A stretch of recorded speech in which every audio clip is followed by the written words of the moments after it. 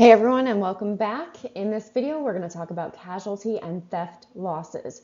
And this is the final major itemized deduction category in Chapter 5.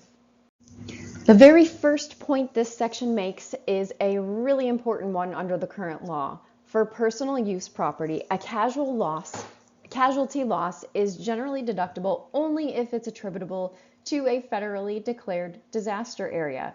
So before we even begin to get into the math and the limitations, we need to ask a threshold question. Was this loss connected to a federally declared disaster?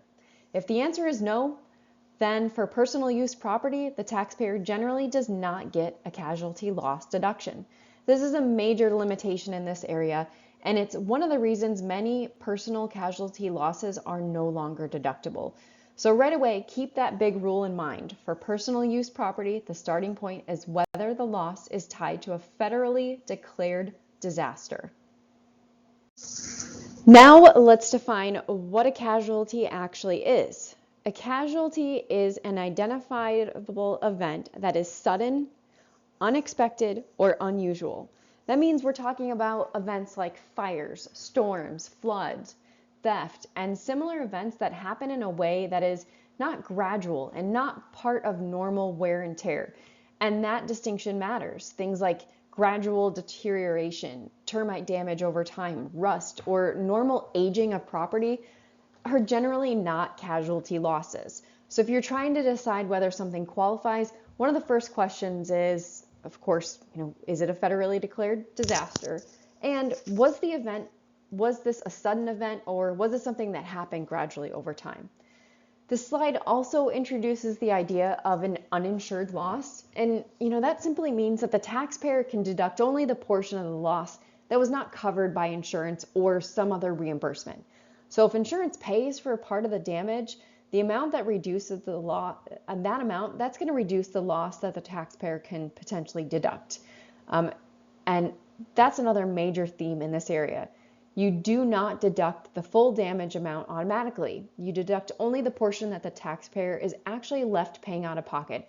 And that's a common theme that we've seen throughout this chapter.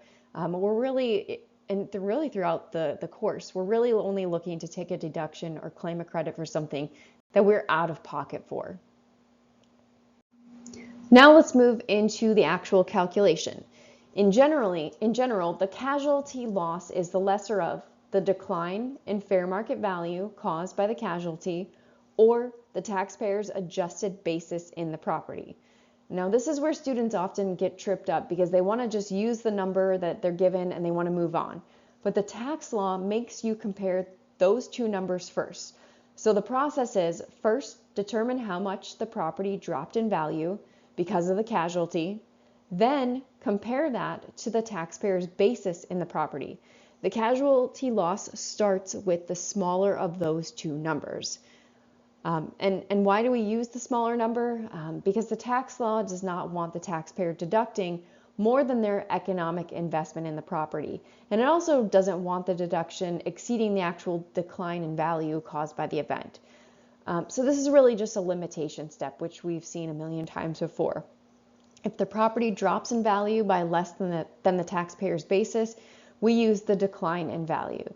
If the taxpayer's basis is lower, then we use the basis. And that gives us the starting loss amount before later reductions.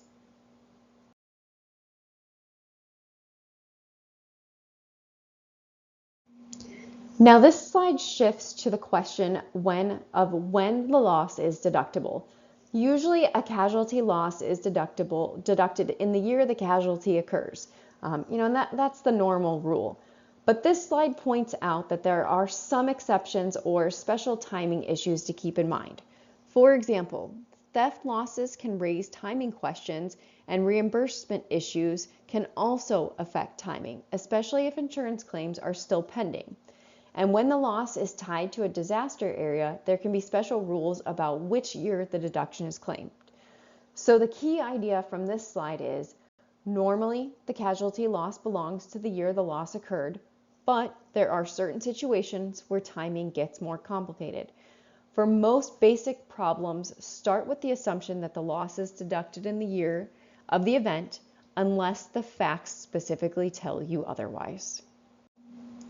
So now we come to the final limitation slide, and this is where the casualty loss gets reduced even further. Once you have the uninsured loss amount, the tax law applies two more limitations. First, each separate casualty is reduced by 100. I don't know why they use this $100 threshold, but we're reducing it by $100. Second, after that, the taxpayer can deduct the loss only to the extent that it exceeds 10% of AGI. So this means even after a taxpayer has a real uninsured loss, they may still receive only a small deduction, or in many cases, no deduction at all, depending on their AGI. But here's the ordering that you need to remember when calculating these deductions. First, determine the starting casualty loss. Then subtract your insurance reimbursement. Then subtract $100 per casualty. Then subtract 10% of your AGI. Only what remains after all of those steps is the deductible casualty loss. And this is why the casualty loss deductions often end up being much smaller than students initially expect. And then finally, this slide also points out that casualty losses are first reported on Form 4684, and then the result flows to the appropriate place on the return. So from a tax return mechanic standpoint, Form 4684 is where this computation starts. So if we take a step back, the main things to remember about casualty losses are first, personal use property. If it's personal use property, the loss generally must be tied to a federally declared disaster. Second, a casualty must be sudden, unexpected, or unusual. Third, the calculation starts with the lesser of the decline in the value or the adjusted basis, and then it gets reduced by insurance, gets reduced by the $100 rule, and the 10% of AGI floor. If you keep those pieces in the right order, the topic becomes much more manageable. Now that brings us to the end of chapter 5. If you have any questions, you know where to reach me. I'm happy to help with anything you might need. I'll talk to you in the next video. Thanks.